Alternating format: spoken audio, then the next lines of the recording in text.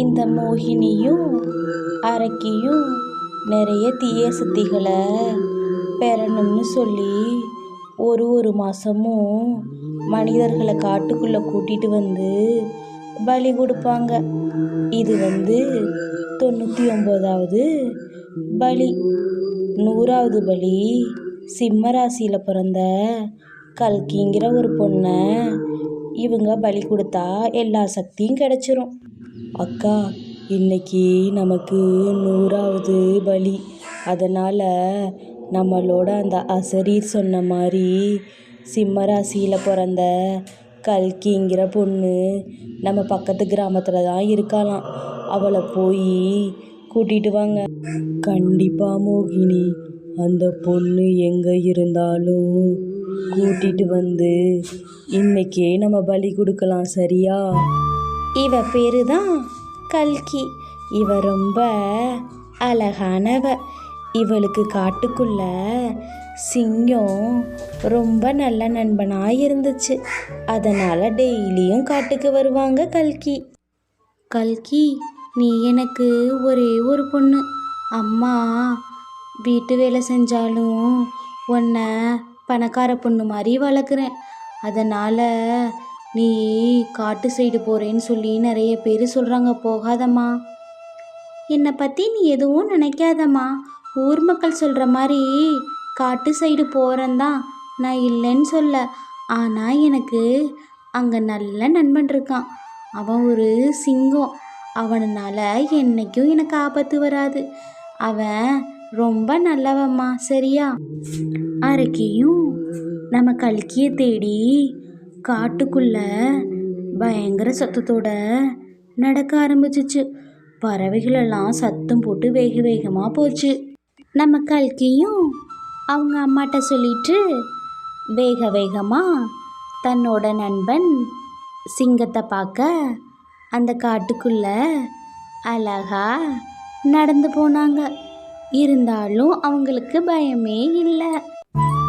சிங்கமே, நீ இப்போ ஏன் முகத்தை சோகமாக வச்சுக்கிட்டு இருக்க? நான் எவ்வளோ சந்தோஷமாக இருக்கேன் பார்த்தியா? ரொம்ப சந்தோஷமாக இருக்குது. இந்த காடு, பறவைங்க, தண்ணி இதெல்லாம் எனக்கு ரொம்ப பிடிச்சிருக்கு.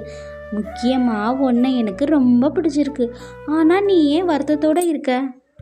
எனக்கு வருத்தமே நீ தான் கல்கி.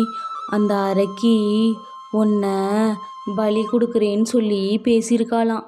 அதனால் எனக்கு பயமாக இருக்குது. இன்னொரு சிங்கம் என்கிட்ட சொல்லுச்சு. அதனால தான் நான் வருத்தமாக இருக்கேன். இதுக்கு போய் நீ பயப்படலாமா?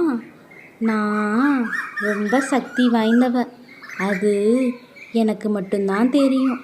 நம்ம 2 பேரும் பிறந்திருக்கிறதே இந்த அரக்கியை அழிக்கணுன்னு தான். இப்போ நீ வா, அந்த அரக்கி இருக்கிற இடத்துக்கு போகலாம். நம்ம சிங்கமும் நம்ம கல்கியும் அந்த அரக்கி எங்கே இருக்காங்க, நரபலி கொடுக்குற இடம் எதுன்னு சொல்லிட்டு ஒரு இடமா போய் தேடி தேடி பார்த்தாங்க. மோகினி, நான் போய் எல்லா இடமும் பார்த்தேன். அந்த கல்கியே கிடைக்கல. என் மனசு ரொம்ப கஷ்டமாக இருக்கு. இப்போ நான் என்ன பண்ண போகிறேனே தெரியல. இன்னொரு திருப்பு போய் பார்க்குறேன். அப்போ நம்ம கல்கியும் வந்தாங்க. அரக்கிங்களே, என்னை தேடி நீங்கள் எங்கேயும் போக வேணாம். நானே உங்களை தேடி வந்துட்டேன். ஒரு நிமிஷம் நீங்கள் 2 பேரும் என் கண்ணை பாருங்க. உன் கண்ணில் என்ன பெரிய மந்திர சக்தி இருக்கா என்ன? உன் கண்ணை பார்த்து என்ன நாங்கள் பயந்துருவோமா? உன்னை இன்னைக்கே நாங்கள் பலி கொடுத்து பெரிய தீய சக்தியாக மாற போகிறோம், சரியா? அரக்கிகளே, நான் ஒன்றும் கல்கி இல்லை. கல்கி ரூபத்தில் வந்த காளி. உங்கள் அழிவு என் கையில்தான். எங்கு எங்கு அதர்மம் தலைவிரித்து ஆடுகிறதோ அந்த இடத்தில் காளியாக நான் அவதரிப்பேன். நம்ம காளி தெய்வம் அவங்க கையில் இருக்க ஒரு சூலாயுதத்தை எரிஞ்சாங்க. அது 2ஆ மாறி அரக்கி மேலேயும் மோகினி மேலேயும் பட்ட உடனே அந்த 2 அதர்மமும் எரிஞ்சு பஸ்பமாயிருச்சு. சிங்கமே, இப்போ நீ யாருன்னு உனக்கே தெரியுதா? அதர்மம் எங்கே எங்கே இருக்கோ அங்கே நான் இருந்தேன்னா கண்டிப்பாக நீயும் இருப்ப.